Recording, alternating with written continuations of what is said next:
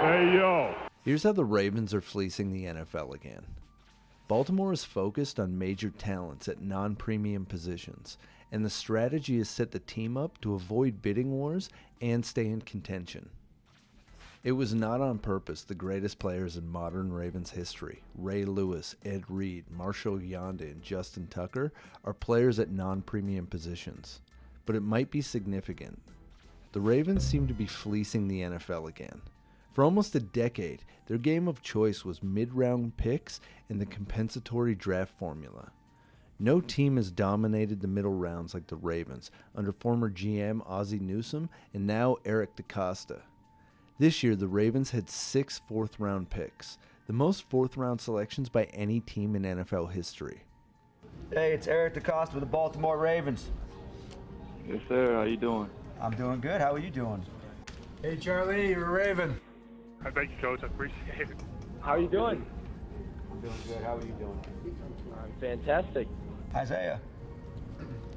Hey, it's Eric DeCosta, General Manager of Baltimore. Hey, is this DeMarion? Hey, it's Eric DeCosta, General Manager of the Ravens. How are you? Starting in 2013, a look at their draft pick history shows a distinct widening in the middle rounds simply by understanding the value of letting certain players walk in free agency and what it would cost them in capital to sign new players. These picks have turned into Brandon Williams, Kyle Juszczyk, Nick Boyle, Zadarius Smith, Tavon Young, Matthew Judon, Mark Andrews, Orlando Brown Jr. You get the picture. Baltimore is paying less for better talent than any team in professional football. But as other teams caught on to their strategy, it looks as though the Ravens began searching for another roster-building advantage, constructing a team around the best players at non-premium positions. As we head into the 2022 season, the Ravens are getting roasted for opting not to draft a wide receiver in this year's NFL draft and trading away their best receiver, Hollywood Brown, to the Cardinals. So what did they acquire? A safety, Kyle Hamilton, a center, Tyler Lindenbaum, 2 tight ends, Charlie Kolar and Isaiah Likely, and a 4th-round punter, Jordan Stout, who some believe was one of the best special teams prospects to hit the draft in a decade. That we think that you're one of the best punters to come out in years, and very, very, very excited about you. All traditionally undervalued positions. Here's why this is a big deal. The Ravens are sitting out the NFL's absurd and cutthroat bidding war for non-quarterback premium players. The cornerback market is now $21 million per year after the Jair Alexander deal. This offseason, the Ravens signed the best safety in free agency, Marcus Williams, for $14 million. They drafted Hamilton, believed to be one of the best coverage players in the draft, with the 14th overall pick. Hamilton dropped principally because he played safety and the position is viewed as unworthy of a top draft selection. Even in October, he was being discussed as a top 3 pick. The wide receiver market is ridiculous. Kudos to Raiders' Hunter Renfrow for signing a deal worth more than $16 million per season. But is he worth more than 3 times what the Patriots' Kendrick Bourne is worth? Is he worth almost 6 times what the Saints' Traquan Smith is worth? What's the point in destroying your salary cap if Lamar Jackson is better at throwing to tight ends anyways? And the way you move the ball is more conducive to a tight end-centric passing game.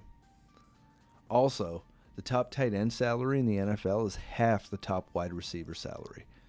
Tight ends are infinitely more valuable to the total composition of a team, especially now with the prevalence of outside zone systems that require hybrid blocking and receiving players who can manipulate defenses based on their pre-snap shifting and positioning.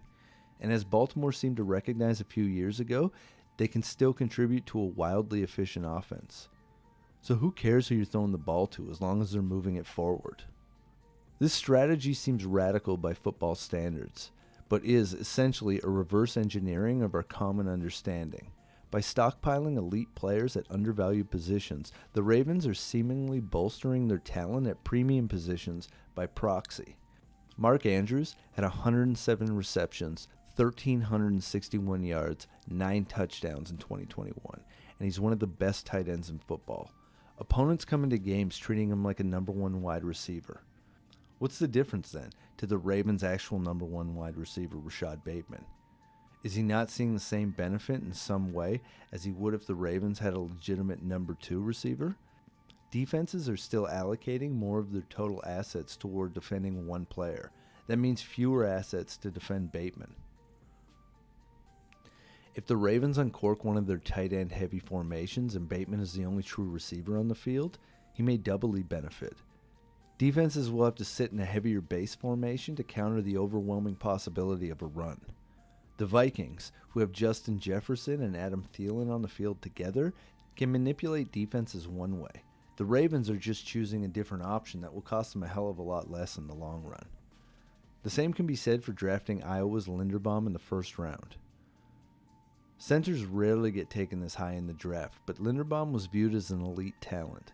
If he turns out to be a top 5 player at the position, what's the difference between Linderbaum making the players around him better and a stalwart tackle making the players around him better? About $10 million, which is the gap between top-tier center pay in the NFL and top-tier tackle play. There's a reason the Colts didn't trip over themselves to find an elite tackle this offseason. They have Quentin Nelson, one of the best guards of the modern NFL era. Nelson turns a replacement left tackle into an average or above-average player. Linderbaum could eventually turn average guards into good guards. Good guards can help tackles too. From a wider perspective, would you rather have the best safety prospect in the draft or the 5th best wide receiver at number 14? Who has a better chance of working out and identifiably making the team better? For some time, we've been waiting for a signature Moneyball moment in professional football, and each time I look at the Ravens roster, the scene from the movie where Brad Pitt lauds on-base percentage to a room of dusty scouts comes to mind. What is the difference between a walk and a single? Well, then what's the difference between a 10-yard catch from a receiver and a 10-yard catch from a third-string tight end? What's the difference between shutting down an opposing wide receiver with some elite $25 million a year corner or minimizing his impact with varied schemes that present different challenges via a series of talented players who have different strengths? We may be living Moneyball right now, the true and recognizable moment when a blend of football and analytics took hold and won. The Ravens haven't cared how things are supposed to look for years now. Greg Roman, their offensive coordinator, has orchestrated a top 5 offense in terms of rushing net yards per attempt every year since 2015. Always be a first-rate version of yourself rather than a second-rate version of somebody else. So I think we just got to work and really tried to figure out who we were, and that can express itself a lot of different ways. And that we just kind of stay in our in our lane and do our thing. And that's what we're focused on: improvement, trying to get better, and we recognize the challenge we have, but we're definitely just focused on us. His teams may never feature a receiver your friends coveted on their fantasy football team, but the Ravens have made the playoffs in the past 3 or 4 years and would have made it last year had they not been blown up by a wave of injuries. Since 2018, they're the 3rd most efficient total offense in football, behind only the Chiefs and the Packers. They're 7th in defensive efficiency over the same time period.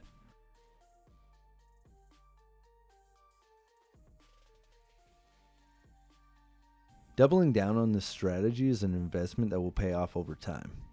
Warren Buffett famously advised to be fearful when others are greedy and to be greedy when others are fearful. That when others are fearful, you're going to get scared yourself. You are not going to make a lot of money in securities over time in all probability. People really, if they didn't look at quotations, but of course the whole world is urging them to look at quotations, and more than that, do something based on small changes in quotations. But if you didn't, think how much more rational, we've talked about it before, but think how much more rational investing in a farm is than the way many people buy stocks. If you buy a farm, do you get a quote next week? Do you get a quote next month? If you buy an apartment house, do you get a quote next week or month? No, you look at the apartment house or the farm and you say, I expected it to produce so many bushels of soybeans and corn, and if it does that, it meets my expectations. The Raiders, Dolphins, Jaguars, Cardinals, Lions, and Commanders changed the scope of the receiver market overnight through their impulsive longing for receiver talent. The Ravens seem to thank them for it, picking up the potential core of a championship team in the process.